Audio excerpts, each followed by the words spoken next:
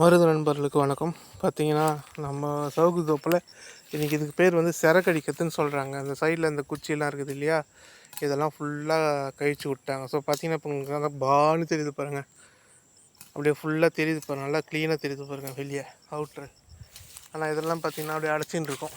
So பாருங்களாம் பாருங்கள், அடைச்சின்னு இருக்குது பாருங்கள், ஏன்னா உள்ளார இருக்கிறது எதுவுமே தெரில. ஸோ அந்த கிளையெல்லாம் அவங்க செதுக்கி விட்டுறாங்க. ஸோ அதனால் என்னாச்சுன்னா காற்று அடிச்சதுன்னா இது கீழே சாயாது. அதனால தான் கீழே சாயாமல் இருக்கிறதுக்காக இதெல்லாம் வெயிட் இருக்குது இல்லைங்களா, அதனால் கீழே சாஞ்சிடும். அப்போ காற்று அடித்தா கீழே சாயக்கூடாதுன்றதுனால இதுக்கு அப்படியே ஃபுல்லாக சரி எட்டின வரைக்கும், கைக்கு எட்டின வரைக்கும் இந்த இது ஃபுல்லாத்தையும் அடித்து இறக்கி விட்டுறாங்க. அது எங்கள் அண்ணன் நம்ம அண்ணன் தான் பண்ணிகிட்ருக்காரு, தனியால் பண்ணிக்கிட்டு இருக்காரு.